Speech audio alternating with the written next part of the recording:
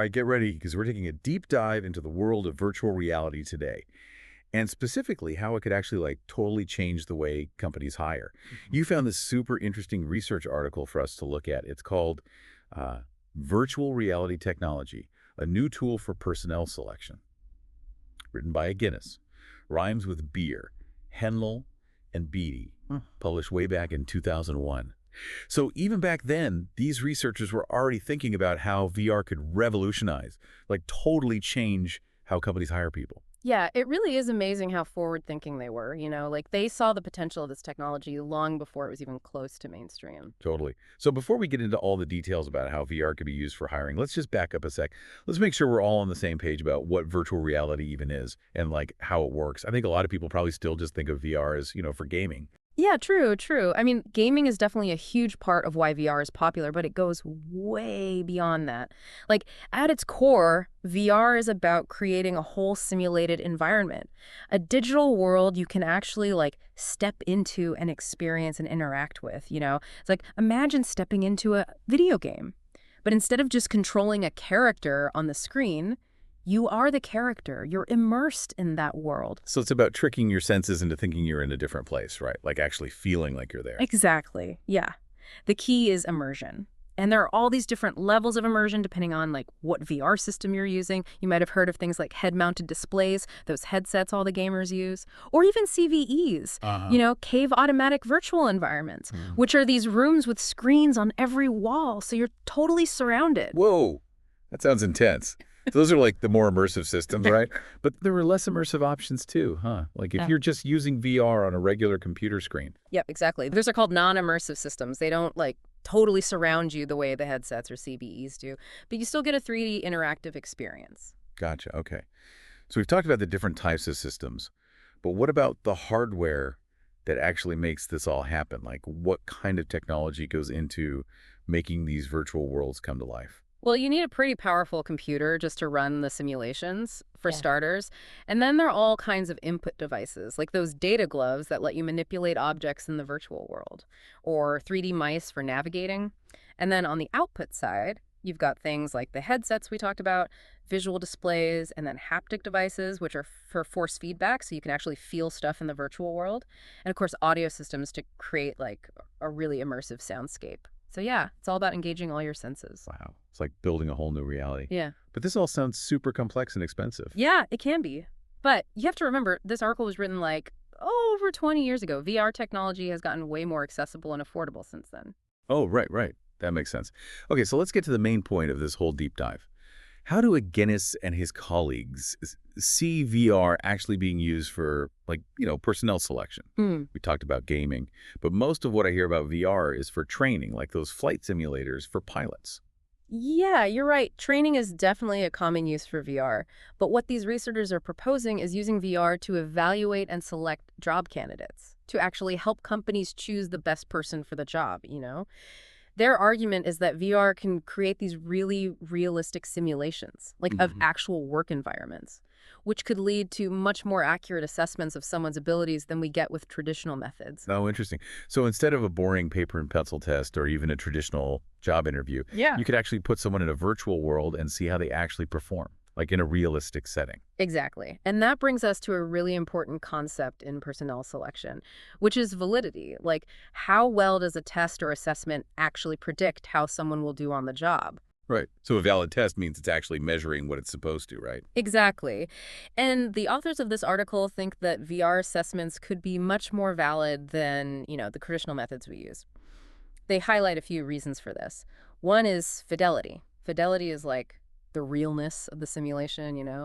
VR can create environments that really closely mirror real job tasks. So that means you're getting a way more accurate picture of how someone would perform in those situations. So it's like taking those what-if scenarios to a whole new level, right?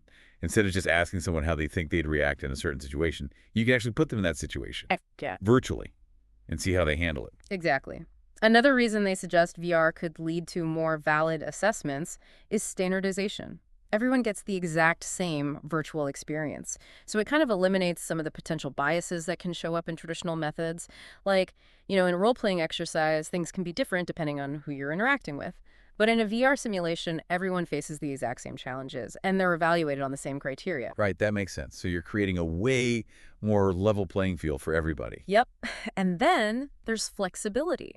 You can use VR to simulate such a huge range of situations. It's only limited by, like, your imagination, really, and maybe budget, But you can test for job knowledge, specific skills, different abilities, even personality traits. It's super versatile. Wow, it sounds like the possibilities are pretty much endless. Yeah. Okay, but can you give me some like concrete examples of how this could actually play out in, different jobs? Of course. Okay, imagine you're trying to hire a building inspector. Instead of giving them a written test on, like, building codes, you could put them in a virtual building using a VR headset. Yeah. They could walk through all the rooms, identify potential violations, but in a realistic 3D environment, Yeah. and they could demonstrate their knowledge in a more practical way. Oh, for sure. That's so much cooler than a boring old multiple Mhm. choice test. Yeah. And probably a lot more effective at seeing what they actually know. Right? Right. And it's not just about technical knowledge. Let's say you're hiring, I don't know, a manager.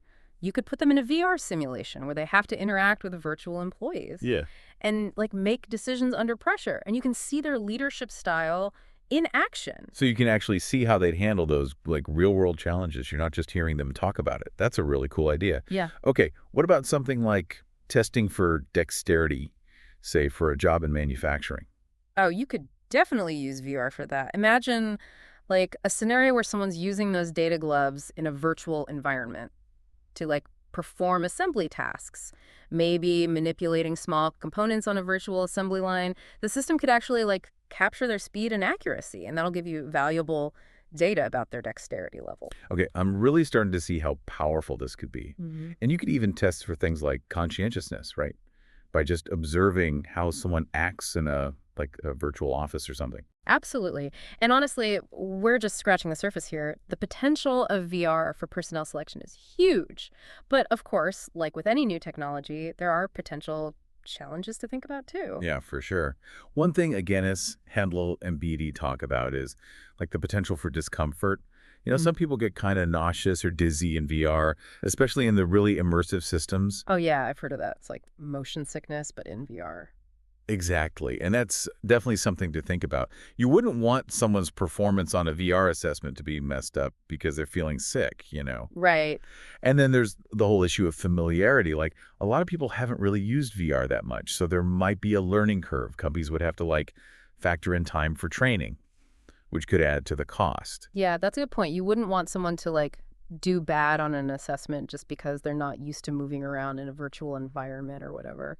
It seems like there are some practical things to figure out before VR assessments could become, like, the standard for sure. And like with any new technology, you got to be careful. You want to make sure it's being used fairly and effectively. But even with these challenges, the potential of VR for personnel selection is huge. I mean, this article from 2001 is so insightful. They basically predicted that VR could totally change the way companies hire. Yeah, it's crazy how they were already thinking about this stuff over 20 years ago. Mhm. Okay, so where do you see this going in the future? Do you think VR assessments will eventually replace the traditional ways of hiring? It's tough to say for sure, but I think it's definitely possible. I mean, as VR technology keeps getting better and cheaper, more companies are going to try it out, especially for jobs where those super realistic simulations would be really valuable. Like, imagine being able to assess a surgeon's skills in a virtual operating room, or a pilot's decision making during, I don't know, a simulated emergency landing. Wow, that's incredible. The possibilities are pretty much endless, huh? But as you said before, it's important to approach this carefully. Make sure we're using VR responsibly. We don't want to create new problems or biases in the hiring process. Absolutely. It's so important to keep human needs and, ethics in mind as we explore this new tech. VR could really change how we hire people, but we have to use it wisely. For sure. So what's the main takeaway for our listeners after this deep dive into VR and hiring? What should they be thinking about? I think the main thing is that VR isn't just a thing of the future anymore. It's a real tool that can change a lot of fields, including hiring. We're already seeing companies starting to use VR assessments, and I think that'll only keep growing in the next few years. But it's important to remember that VR isn't some magic solution. It has its limitations, and it needs to be implemented thoughtfully and ethically. Yeah, it's about using tech to help us make better decisions, not to replace human judgment. Exactly. And as VR keeps evolving, it's going to be so interesting to see how it shapes the future of work and the whole hiring process. Definitely a lot to think about. This deep dive has been really interesting. But before we wrap up, I have one more question for our listeners. What if, instead of just focusing on, you know, the potential problems or challenges, what if we think about the unexpected good things that VR could bring to hiring? Like, could VR actually help, reduce bias by making the experience the same for everyone? Or could it even make hiring more accessible for people with disabilities who might have like a harder time in traditional interviews or assessments? It's an interesting thing to think about. Yeah, for sure. That's a really great point. It shows how important it is to think creatively about new technology. VR could really level the playing field, like in ways we haven't even thought of yet. By making assessments more inclusive and accessible, we could find talent from so many more places. Yeah. And we could help people really reach their full potential. Yeah, that's amazing to think about. When people talk about VR, they usually focus on the downsides. But it's important to also remember that it could have a really positive impact socially. Yeah, totally. We should use technology in a way that helps everyone, not just a small group. Well said. This deep dive has been really eye-opening. It seems like VR for hiring is still pretty new, but it has so much potential. It really does. As VR gets even better and cheaper, it'll be interesting to see how companies use it and what new opportunities and challenges come up. Maybe someday we'll all be interviewing for our dream jobs in VR, huh? Yeah. Who knows? The future of hiring is definitely looking interesting. It really is. Thanks for joining us on this deep dive into the world of VR and how it could totally change how companies find and hire the best people.